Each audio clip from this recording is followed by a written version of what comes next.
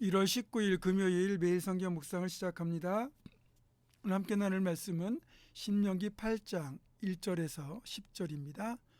신명기 8장 1절에서 10절의 말씀을 제가 봉독합니다. 내가 오늘 명하는 모든 명령을 너희는 지켜 행하라. 그리하면 너희가 살고 번성하고 여호와께서 너희의 조상들에게 맹세하신 땅에 들어가서 그것을 차지하리라.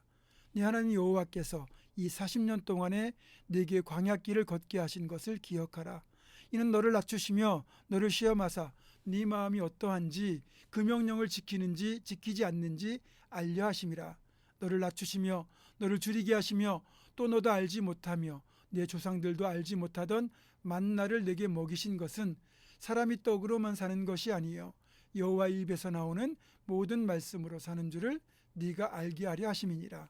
이 40년 동안에 내 의복이 헤어지지 아니하였고 내 발이 부르트지 아니하였느니라.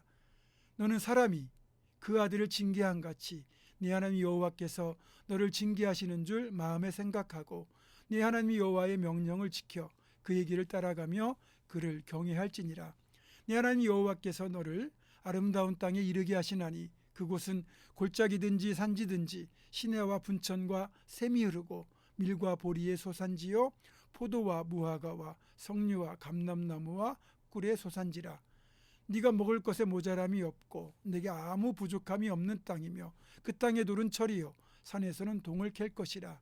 네가 먹어서 배부르고 네 하나님 여호와께서 옥토를 내게 주셨으므로 말미암아 그를 찬송하리라. 아멘. 사람은 먹어야 삽니다. 이스라엘 백성들이 출애굽을 한 뒤 광야에 들어가서 제일 먼저 직면했던 문제는 바로 밥의 문제였습니다. 이집트를 떠날 때 가지고 나온 식량이 얼마 지나지 않아 다 떨어진 겁니다. 이들이 현재 있는 곳은 사방을 둘러보아도 먹을 것을 전혀 구할 수 없는 메마르고 황량한 광야 한복판입니다.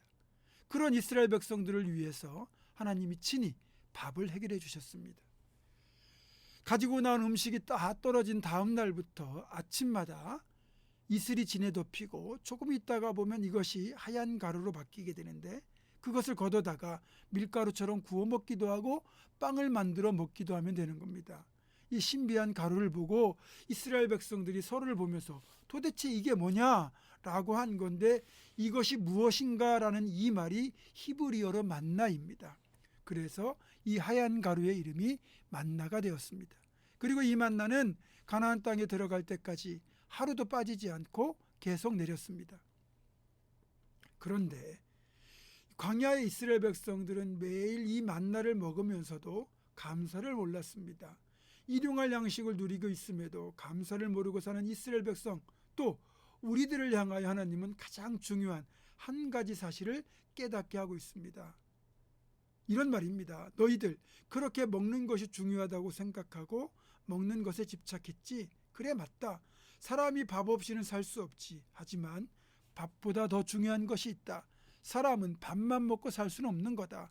우린 하나님의 백성이기에 하나님의 입에서 나오는 하나님의 말씀이라는 신령한 밥을 먹어야 우리의 영혼이 산다는 것을 잊지 말아야 한다.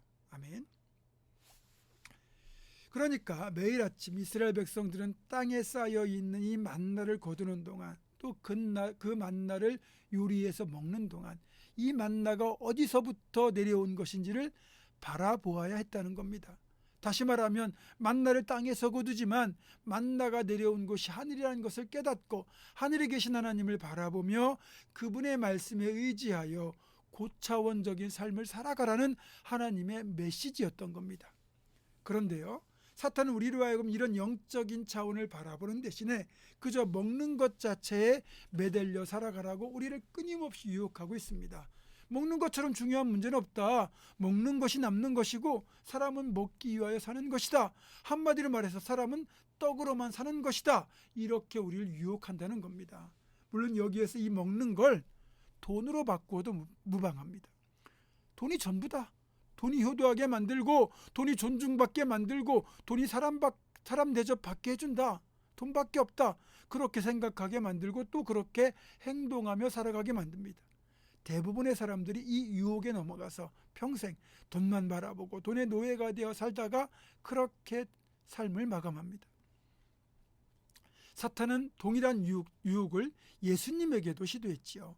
예수님이 공생애를 시작하면서 먼저 광야로 들어가 그곳에서 40일간 금식하며 기도하셨어요. 40일을 금식했다는 건 인간의 한계를 넘어섰다는 뜻입니다. 당연히 주님의 육신은 음식에 대한 본능적 갈망으로 가득 차 있었을 겁니다. 이렇게 40일을 굶은 상태에서 빵이 주는 유혹은 이길 수 없는 치명적인 유혹이죠. 가장 원초적인 본능, 생존에 대한 갈망은 빵을 거절할 수가 없어요. 그럴 때 사탄이 예수님께 나타나서 이렇게 말하잖아요. 사람은 40일을 굶주리면 곧 죽는다. 너도 사람의 몸을 입었으니 먹지 않으면 곧 죽을 거다. 다행히도 너는 하나님의 아들로서 능력을 가지고 있으니 여기 사방에 널려있는 돌멩이들을 빵으로 만들어 먹어라. 그리고 이 땅에서 배고픔에 시달린 이들에게도 그 빵을 나눠줘라. 네 능력을 가지고 먹는 문제를 해결해주면 다들 너를 떠받들고 다닐 것이다. 그러면 쉽게 이들의 왕이 될 수 있을 것이다. 사탄은 교묘하고 솔깃하게 예수님을 그렇게 미혹한 거죠. 그런데 주님은 이런 사탄의 유혹에 대하여 오늘 본문 신명기 8장 3절의 말씀을 가지고 대응하셨죠. 사람이 떡으로만 살 것이 아니다. 하나님의 입에서 나오는 모든 말씀으로 살 것이라 하셨다. 그렇게 주님이 말씀하신 거죠. 그러니까 쉽게 설명하면 이런 겁니다. 하나님 아버지께서 저것은 돌이라고 말씀하셨다면 아들인 나도 그 돌에게 떡이 되라고 말하지 않을 것이다. 창조의 명령은 돌은 돌이고 떡은 떡인 것이다. 그리고 사람은 떡으로만 사는 것이 아니라 하나님의 말씀이라는 신령한 양식으로 사는 것이다. 그렇습니다. 우리 사람은 떡으로만 사는 것이 아닙니다. 떡과 더불어 하나님의 입에서 나오는 모든 말씀으로 살아가는 영적인 존재이기도 합니다. 그래서 우리는 땅에 매여 살아가는 존재가 아니라 하늘에 속한 존재로, 즉 하늘의 사람으로 살아가야 되는 사람들인 겁니다. 사랑하는 성도 여러분, 저와 여러분이 먹는 것 자체에 매몰되지 않고 먹는 걸 통하여 하나님을 바라보며 하늘의 존재가 되어 살아갈 수 있기를 주님의 이름으로 축원합니다. 기도하겠습니다.